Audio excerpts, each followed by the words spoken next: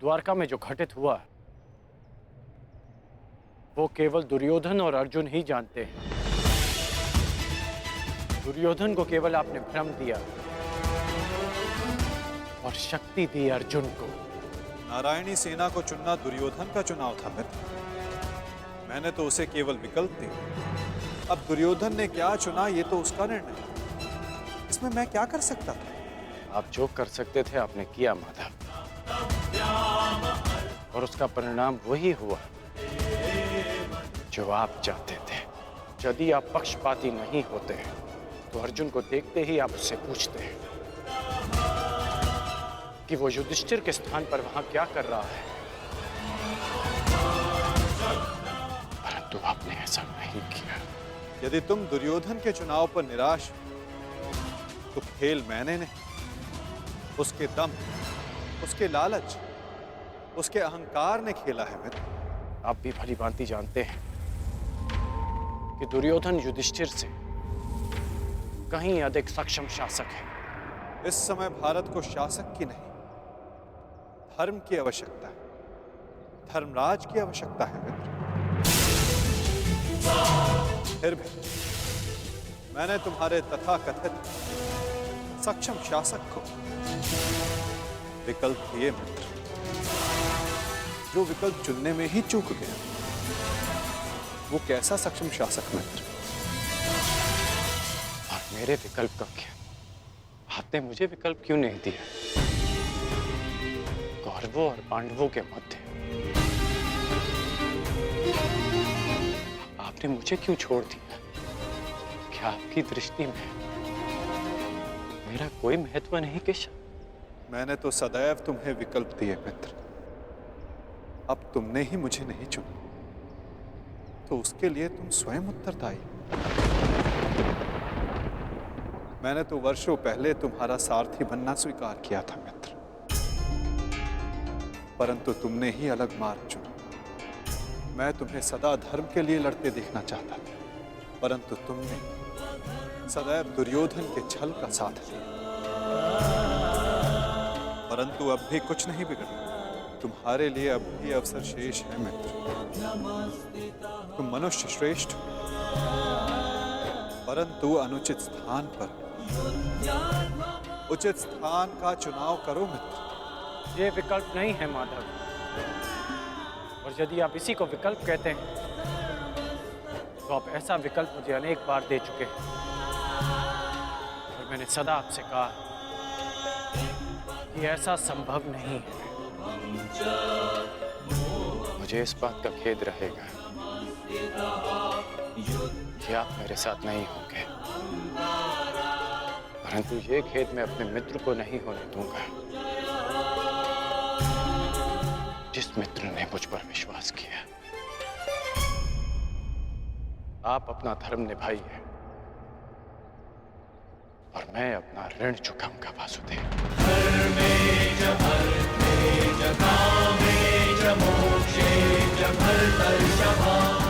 युद्ध में भेंट होगी। प्रणिपात वासुदेव।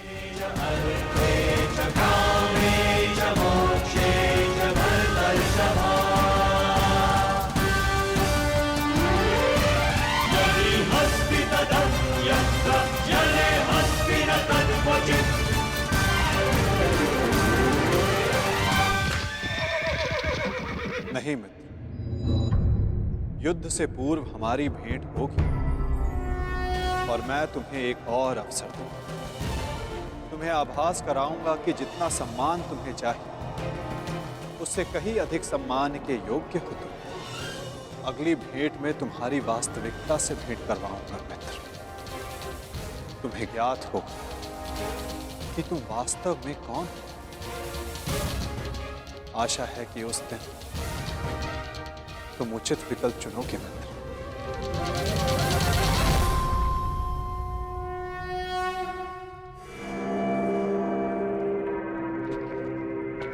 अमाश्री,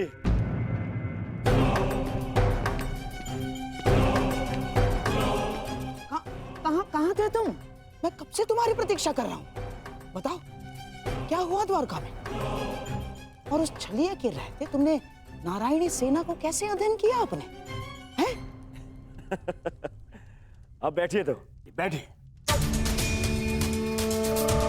अरे मामा श्री, आज तक आप अपनी चालों से मुझे आश्चर्य में डालते थे, परंतु आज मैंने इतनी बड़ी वजह से आपको और सबको आश्चर्य में डाल दिया।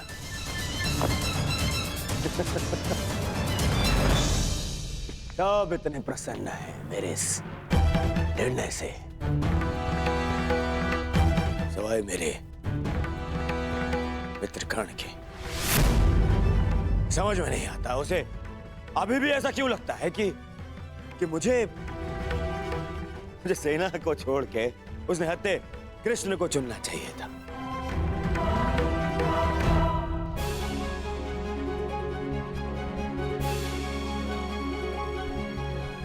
आज वासुदेव हमारे साथ हैं,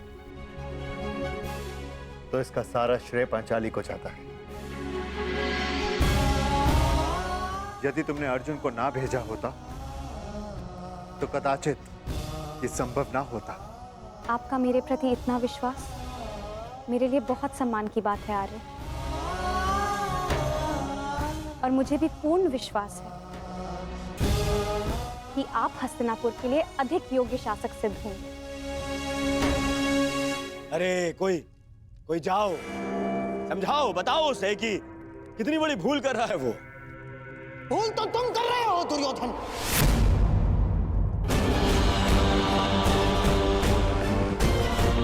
आज पहली बार मैं कर्ण से सहमत हूं। तुम्हें नारायणी सेना के स्थान पर कृष्ण को ही चुनना था, ये क्या कर लिया तुमने? अरे मैंने क्या किया मामाश्री? उस कृष्ण ने वहां वचन दिया कि वो युद्ध में अस्त्र नहीं उठाएगा, तो फिर मैं नारायणी सेना को छोड़कर उस निहत्थे कृष्ण को चुनकर क्या कर लेता? अब हमारे विरुद्ध पूरी नारायणी सेना होगी, जो हर प्रकार की व्यू रचना में निपुण है। हमें अपने सैनिकों को श्रेष्ठ प्रशिक्षण देना होगा। जब तक माधव हमारे साथ है नकुल, हमें किसी बात की चिंता करने की कोई आवश्यकता नहीं। यदि आज वो हमारे पक्ष में होता तो पांडवों के लिए नहीं, आज वो हमारे लिए रणनीति बनाता, हमारे लिए। उसका वास्तविक अस्त्र तो उसकी नीति ही है। वो कृष्ण कोई साधारण मनुष्य नहीं है ना। अरे महामायावी है वो, महामायावी। वो समय को अपने मुताबिक चलाना जानता है, और इतना ही नहीं, वो अपने पक्ष के अनुसार परिस्थितियां भी बदल देता है। समझ गए? इसीलिए हम आरंभ से चाहते थे कि पांडवों से कैसे अलग कर दिया जाए उस छलिए को, परंतु तुमने इतना बड़ा अवसर गवा दिया। क्या किया ये? है? क्या कर दिया ये तुमने? अरे समझ में नहीं आता है मुझे, क्यों सब उस कृष्ण से इतना भयभीत हैं? क्यों? कुछ नहीं बिगाड़ पाएगा वो। अब तो उसकी सेना भी मेरे अधीन है, कुछ नहीं बिगाड़ पाएगा वो। देखो दुर्योधन, अब इस बात पर वाद विवाद करके समय व्यर्थ करने से कोई लाभ नहीं। जो हानि होनी थी वो तो हो चुकी। अब इस हानि की भरपाई करने का समय आ गया है। उचित कहा आर्य। अब चाहे जो हो जाए, कौरवों की पराजय निश्चित है, क्योंकि ये धर्म युद्ध है। विजय धर्म की ही होगी, और वासुदेव के हमारे पक्ष में आने के साथ साथ न्याय और धर्म भी हमारे पक्ष में है। विजय हमारी होगी।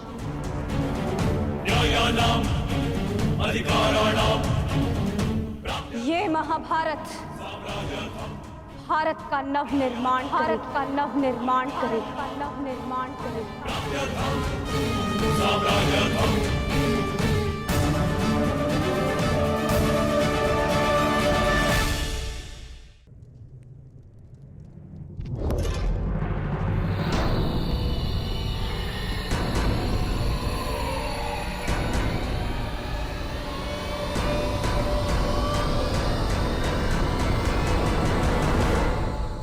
अच्छा हुआ कर्ण, तुम आ गए। हम तुम्हारी प्रतीक्षा कर रहे थे। हाँ, सभा का आरंभ मैं सबसे पूर्व महाराज धृतराष्ट्र को राजकुमारी लक्ष्मणा के विवाह की बधाई देकर करना चाहता हूँ। बधाई हो महाराज। और हाँ, अत्यंत खेद के साथ मुझे ये भी कहना पड़ रहा है कि ये अंतिम शुभ अवसर था जिसमें सारे कुरुकुल ने भाग लिया। हाँ, क्या पता इस युद्ध के पश्चात कौन जीवित रहेगा और कौन नहीं।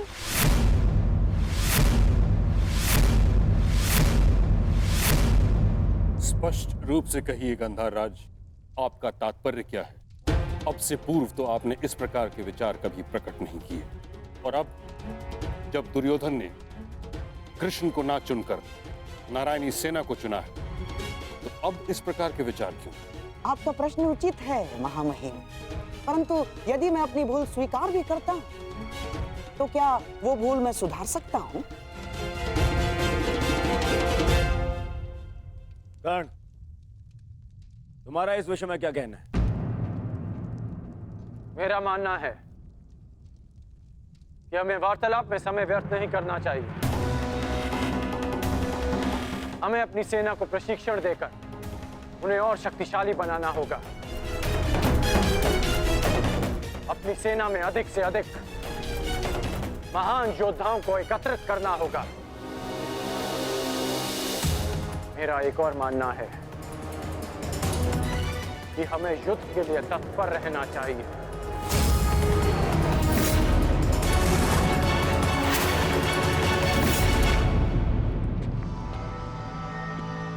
क्या तुम्हें भी यहाँ उपस्थित होने के लिए कहा गया? हाँ भ्राताश्री, मुझे प्रहरी ने निद्रा से उठाकर संदेश दिया कि हमें शीघ्र ही यहाँ उपस्थित होना है। परंतु क्यों और किसके आदेश पे? ये आदेश मैंने दिया है।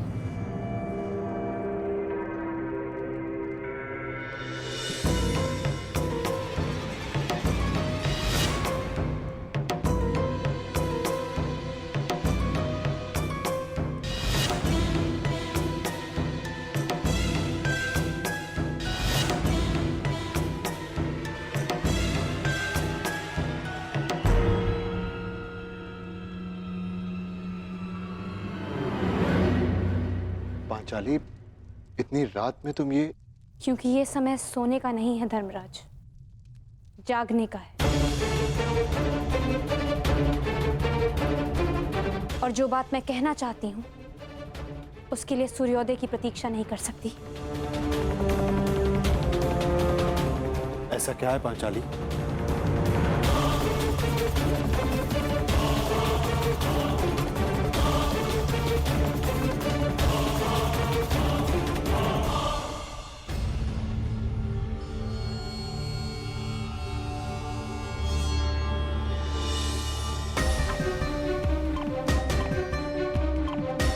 पांचाली, ये तिथि कैसी?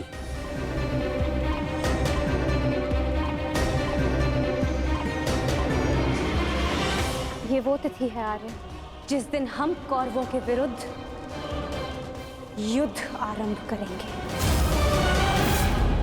यदि ये युद्ध हुआ तो कितने योद्धा और कितने सैनिक मारे जाएंगे? महाराज, इस तथ्य से सभा में उपस्थित सभी मनुष्य अवगत हैं। हाँ, ये भी तो हो सकता है कि हम में से किसी को युद्ध में जाने की आवश्यकता ना पड़े।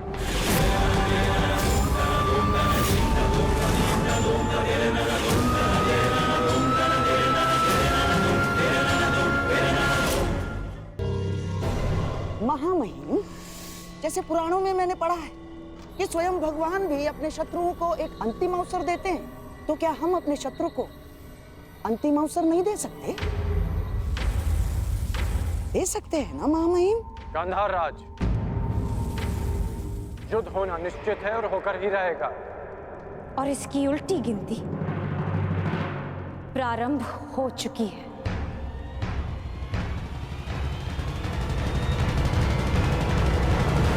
मैं तुम्हारे विचारों से सहमत नहीं हूं। जितना असहमत मैं गंधार नरेश की सोच से हूं, उतना ही असहमत मैं इस निष्कर्ष से हूं। हर परिस्थिति में संधि युद्ध से श्रेष्ठ होती है। हमें पांडवों से संधि वार्ता कर लेनी चाहिए। युद्ध अभी प्रारंभ नहीं हुआ है महाराज, हम इसे रोकने का प्रयास कर रहे हैं। हमें पांडवों से शांति वार्ता करनी चाहिए। मैं जानता हूं कि आप भी ये युद्ध रोकना चाहते हैं, हम भी नहीं चाहते कि ये युद्ध हो। हमारा प्रयास है कि हस्तिनापुर के मस्तक पर इस महाविनाशी युद्ध का कलंक न लगे। ठीक है ताक्षरी, यदि यह हस्तिनापुर के भविष्य का प्रश्न है तो हम अपने दूत को पांडवों के समक्ष भेजने की आज्ञा देते हैं। हमें उन तक संदेश देना है कि हस्तिनापुर भी इस युद्ध के विरुद्ध है। और युद्ध के अंतिम दिन मैं अपने अपमान का प्रतिशोध लूंगी।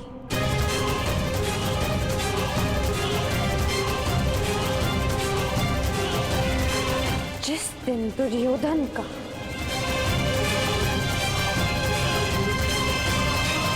अंत होगा।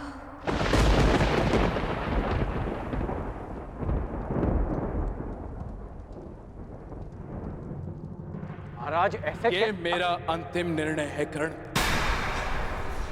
हमें अपनी ओर से एक प्रतिनिधि चुनना होगा। क्या आपके मस्तिष्क में कोई नाम है महाराज? संजय।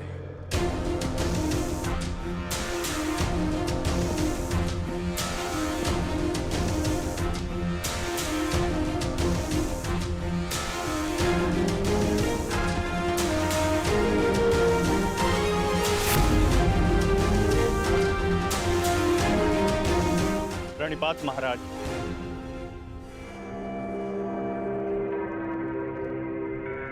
मुझे भी संजय के साथ जाने की आज्ञा दीजिए महाराज। नहीं कर्ण, यह एक अत्यंत संवेदनशील प्रकरण है। हमें योद्धा नहीं, नीति परख मनुष्य चाहिए।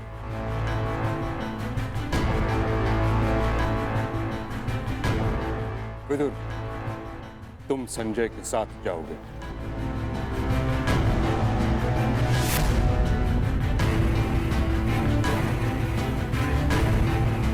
तो ठीक है, विदुर और संजय दोनों हस्तिनापुर की ओर से शांति प्रस्ताव लेकर जाएंगे। ये एक पारिवारिक प्रकरण है और हम नहीं चाहते कि परिजन ही परिजनों का रक्त बहाए। उचित है पांचाली, उचित है। अब ये युद्ध तुम्हारे बताए हुए दिन ही आरंभ होगा।